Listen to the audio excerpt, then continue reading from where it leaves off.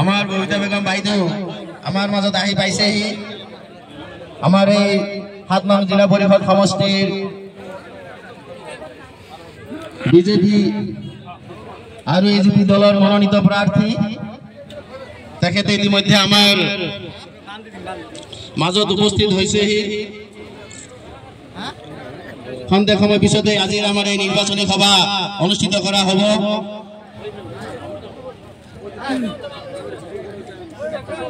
এ আমার ববিতা বেগম বাইদেউ, এয়া আমার মঞ্চত আমার ববিতা বেগম বাইদেউ উপস্থিত হয়েছেহি।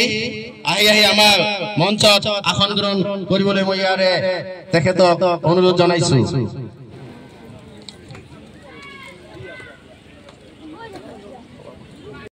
মই পৰিচয় দিছো। প্ৰথমতে মোৰ নাম ববিতা বেগম, ৭ নং পাইকান জিলা পৰিষদ সমষ্টি এজিপি দলৰ মনোনীত প্ৰাৰ্থী। নিশ্চয় আপোনালোকে মোক সবে চিনি পায়, যিহেতু মই আপোনালোকৰ গাঁৱৰে ছোৱালী, আপোনালোকৰ গাঁৱৰে বোৱাৰী।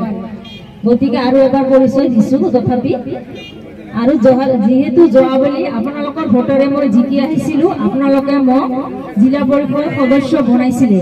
তেতিয়া এটা বেলেগ দলত আছিলো, যেহেতু এতিয়া এটা বেলেগ দল হল। আপোনালোকে নিশ্চয় জানে কিয় মই কংগ্ৰেছ এৰি এজিপি বিজেপি দলৰ লগত যাব লগা হল। নিশ্চয় ছচিয়েল মিডিয়াৰ যুগ, সকলোৱে গম পায়।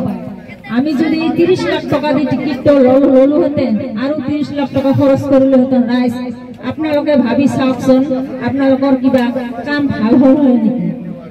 আগতে মই আপোনালোকৰ এই খৰচ কৰিম যে ৬০ লাখ টকা, এইটো আৰু ৫ বছৰত মই উঠাব নোৱাৰিম। ৰাইজ আপোনালোকৰ কাম নহলহেঁতেন। মই জানো, মোৰ অভিজ্ঞতা আছে। যোৱাবেলি মই জিলা পৰিষদৰ সদস্য আছিলো। জিলা পৰিষদত ইমান ডাঙৰ ফান্ড নাথাকে, তাতে ইমান পইচা উঠোৱা নাযায়। মই এই এজিপি বিজেপি যিটো টিকেট লোৱা হৈছে, তাতে মই ১ টকা খৰচ কৰিব লগা হোৱা নাই। তাতে বিনা পইচা টিকেট দিছে।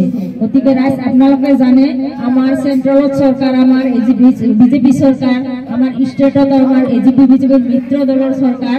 গতিকে আমি চৰকাৰৰ পক্ষত থাকিব লাগে। আৰু আমাৰ এই জিলা পৰিষদৰ বডি যে হ'ব, ১৬জন জিলা পৰিষদ লৈ এটা বডি হয়, তাতে আমাৰ এইবাৰ বিজেপিৰে হ'ব। যিহেতু আমাৰ দুধনৈ সমষ্টিৰ ৪খন বিজেপিয়ে পাব। আমাৰ পশ্চিম সমষ্টিৰ অলৰেডি 2খন জিকিয়ে গ'ল, আৰু বাকী 2খনো জিকিব, আৰু পূব সমষ্টিৰ 2খন বা 3খন জিকিব। গতিকে আমাৰ এই জিলা পৰিষদৰ যিটো বডি আছে, অলৰেডি এজিপি বিজেপিৰ মিত্ৰ দলৰে হ'ব। আমি তাতে গৈ জিকি যদি বডিত সোমাব নোৱাৰি, আমাৰ একো লাভ নহব, কাম নহব। ৰাইজ আপোনালোকে জানে, যোৱাবেলি মই কংগ্ৰেছ দলৰ পৰা জিকি গৈছিলো, তাতে মোৰ কাম কৰাত বহুত অসুবিধা হৈছে। আমি যদি কিবা ফাইল লৈ যাওঁ গুৱাহাটীলৈ, তাতে আমাক এপ্ৰুভ নিদিয়ে, আগত খোজে কোনটো দলৰ। তেতিয়া মই কম কংগ্ৰেছ দলৰ, তেতিয়া ফাইলবোৰ আমাক এপ্ৰুভ দিব নোখোজে, বহুত পলম কৰি দিয়ে, বহুত ঘূৰা ঘূৰা পিছতহে দিয়ে। বহুত অসুবিধাৰ সন্মুখীন হৈছো। গতিকে ৰাইজ এইবাৰ মোক সুযোগ সুবিধা দিয়ক, তেতিয়াহে মই আপোনালোকৰ উন্নয়নৰ কামবোৰ কৰিব পাৰিম। যিহেতু আমাৰ চৰকাৰ এজিপি বিজেপিৰ মিত্ৰ দলৰ চৰকাৰ, উন্নয়ন কোনে কৰিব? কংগ্ৰেছ দলে কৰিব পাৰিব নেকি?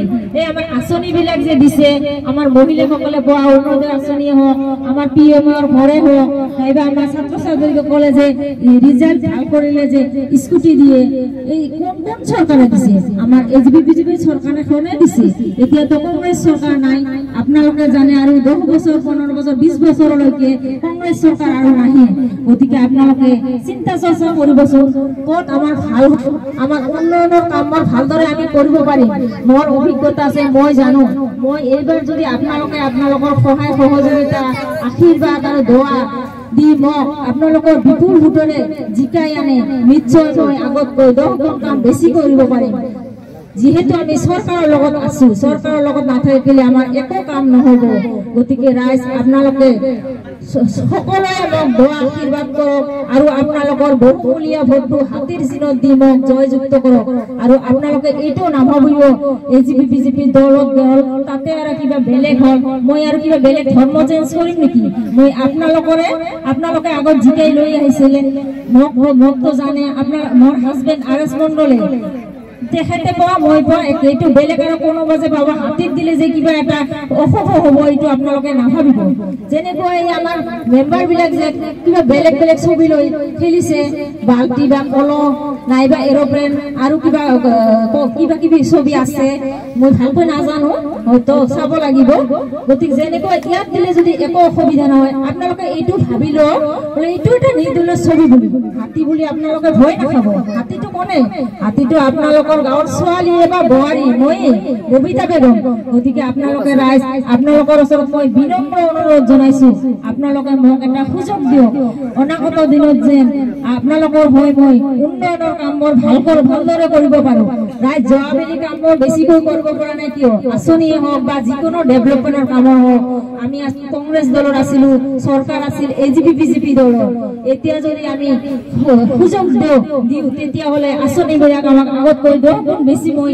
মোৰ এইটো সক্ষম আছে মই লৈ আহিব পাৰিম মোৰ অভিজ্ঞতা আছে গতিকে ৰাইজ আপোনালোকে মোক সুযোগ দিয়ক আৰু আপোনালোকক কোনোবাক যদি মই লগ ধৰা নাই আমাৰ আই মাতৃসকলে হওক আমাৰ দেউতা বা আমাৰ ভাইটি বা আমাৰ দাদাহঁতে হওক আপোনালোকে ভাবি আছে গাঁৱৰ মানুহ এতিয়া মোক আমাকে কোৱা নাই বাহিৰত ফুৰি আছে ৰাইজ আপোনালোকৰ পৰা মই ক্ষমা বিচাৰিছো আপোনালোকে মোৰ হৈ আপোনালোকে কাম কৰক নিজৰ দেউতাৰ দৰে আমাৰ মুৰব্বীসকলে কাম কৰক আমাৰ আইসকলে মোৰ নিজৰ আইমাতৃৰ দৰে মোৰ নিজৰ বাইদেউৰ দৰে মোৰ হৈ কাম কৰিব লাগিব তেতিয়াহে মই জিকিব পাৰিম মই অকলে কেতিয়াও জিকিব নোৱাৰিম গতিকে ৰাইজ আকৌ এবাৰ আপোনালোকৰ ওচৰত মই বিনম্ৰ অনুৰোধ জনাইছো আপোনালোকে যেন আপোনালোকৰ বহুমূলীয়া ভোটটো মোক দি বিপুল ভোটত জয়ী কৰি আপোনালোকৰ সহায়ৰ হাত আগবঢ়াত সহায় কৰে কিবা যদি ভুল ত্ৰুটি হৈছে আপোনালোকে নিজৰ ছোৱালী বাইদেউ বা ভণ্টি বুলি ভাবি মোক ক্ষমা কৰিব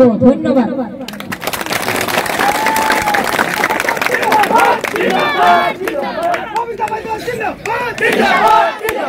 হাতী ছবি জিন্দাবাদ